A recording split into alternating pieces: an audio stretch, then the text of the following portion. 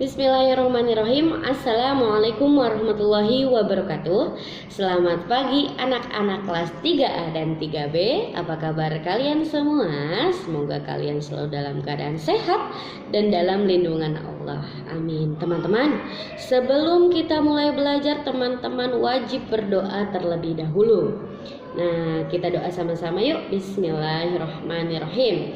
Apabila teman-teman sudah berdoa, teman-teman siapkan buku tematik tema satunya, karena hari ini kita akan belajar lagi bersama Miss Hani di tematik tema 1. Nah, minggu lalu Miss Hani pernah menjelaskan bersama teman-teman kita menulis dan membaca urutan bilangan cacah. Untuk hari ini kita akan belajar apa, Miss Hani? Nah, Miss Hani mau teman-teman membuka buku halaman 32 terlebih dahulu. Oke. Di sana ada sebuah wacana, kemudian ada sebuah penjelasan di halaman 33-nya. Nah, itu adalah yang akan kita pelajari hari ini. Kita akan membaca lambang bilangan. Oke, kita akan membaca lambang bilangan. Nah, sebelum kita mulai, kita harus baca wacananya terlebih dahulu. Oke, kita sama-sama baca yuk. Pernahkah kalian melihat lomba pacuan kuda? Pacuan kuda merupakan olahraga yang memanfaatkan kemampuan kuda untuk berlari. Pada saat lomba pacuan kuda, tiap peserta diberi nomor tertentu. Misalkan seorang peserta diberi nomor 1, 475. Bagaimana cara membaca bilangan tersebut?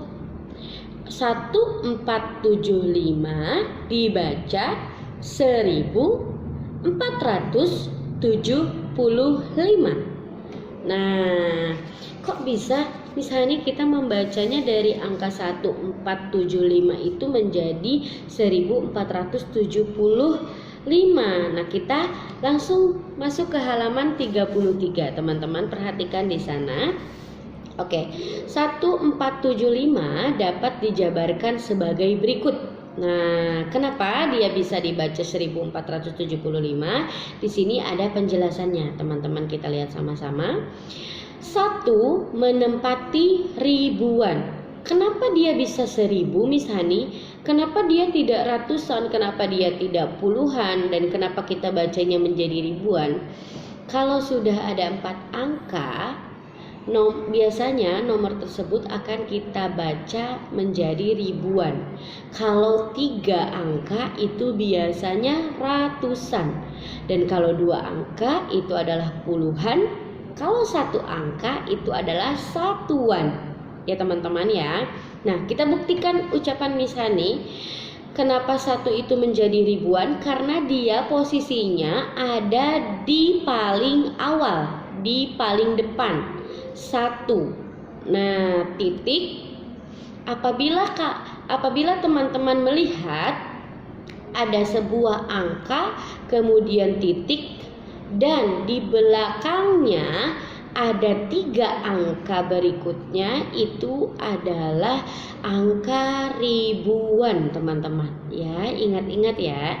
Biasanya itu adalah angka ribuan dan kita akan membacanya juga dengan menggunakan ribuan. Oke. Kita lihat 1 adalah ribuan. 1 ribuan berarti 1 itu adalah 1000. Ya.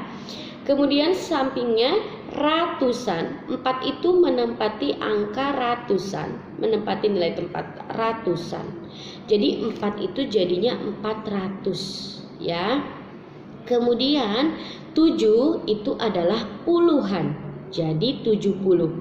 Terus kalau misalkan di situnya angkanya bukan 7, di situ angkanya 6, berarti jadinya apa? Jadinya 60, ya. Berarti tetap puluhan tetapi jadinya 60 bukan 70-an lagi. Kemudian yang terakhir ada angka yang paling terakhir itu adalah 5. 5 menempati satuan, ya. 5 itu adalah satuan. Oke. Nilai tempat dari bilangan 1475 adalah sebagai berikut. Nah, 1 di sini ribuan. Nilainya 1000.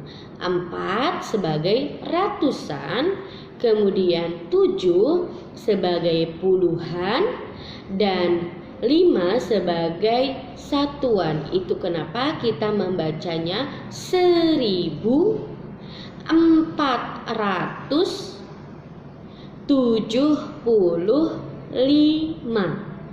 Karena 1 itu 1000, 4 itu ratusan, kemudian 7 itu puluhan, dan 5 itu adalah satuan. Maka dibaca 1000 untuk 1, 400 untuk 4, 70 untuk 7, 5 untuk angka 5. Kemudian kalau misalkan ada angka 2.541, itu gimana bacanya Miss Hani? Misalkan ya, Miss Hani memberi contoh seperti itu. Kita bacanya berarti 2541, ya. Karena 2 itu adalah ribuan, maka kita bacanya 2000. 5 itu adalah ratusan, kita bacanya menjadi 500. 4 itu adalah puluhan, kita baca 40, dan 1 adalah satuan, kita baca 1. Jadi 2541. Semoga teman-teman memahami apa yang bisa disampaikan. Oke, kita lanjut ke angka bawahnya. Setelah mempelajari nilai tempat bilangan, kalian juga harus mempelajari letak angka berdasarkan nilai tempat letaknya. Nah, kalau 1 itu karena sebagai ribuan, kita bisa tempatin di tengah enggak Miss Hani? Atau kita mau tempatinnya di belakang Miss Hani? Tidak bisa sayang, kita harus menempatkan angka 1 itu di depan atau di awal, karena dia sebagai kepalanya, ribuannya, ya. Kemudian 400 itu, 400, nilai 4 itu kita bisa simpannya di belakang atau di depan? Tidak bisa, karena dia nilainya ratusan, berarti dia di belakangnya ribuan. Setelah ribuan, ratusan, kemudian puluhan, kemudian satuan. Begitupun dengan angka 7, tidak bisa kita tempatkan di depan, di belakang, atau di tengah. Kalau misalkan 7 di sini tempatnya adalah puluhan, kecuali kita tempatkan di depan itu sebagai ribuan, misalkan 7.000. Tetapi karena ini 1000, berarti 1 yang ada di depan, bukan 7, ya.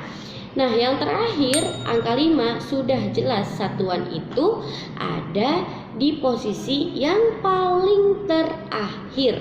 Itu namanya satuan. Jadi setelah, misalnya ulangi lagi, ribuan, kemudian ratusan, kemudian puluhan, kemudian satuan. Nah, teman-teman, untuk pembelajaran dan materi hari ini Miss Hani rasa cukup. Teman-teman harus berlatih lagi di rumah. Kemudian teman-teman juga harus belajar lagi, dibaca lagi apa yang sudah Miss Hani sampaikan, dibimbing dengan orang tua teman-teman semua yang mendampingi teman-teman belajar. Apabila ada kesulitan, teman-teman bisa langsung tanyakan kepada guru kelasnya masing-masing. Kelas 3A bersama Bu Irma dan kelas 3B bersama Miss Hani, ya teman-teman ya. Nah, teman-teman harus terus belajar, kemudian jangan lupa untuk terus berdoa agar kita segera bertemu di sekolah kembali, belajar di kelas seperti biasanya. Oke, Miss Hani akhiri dengan mengucapkan alhamdulillah. Wassalamualaikum warahmatullahi wabarakatuh. Tetap semangat teman-teman.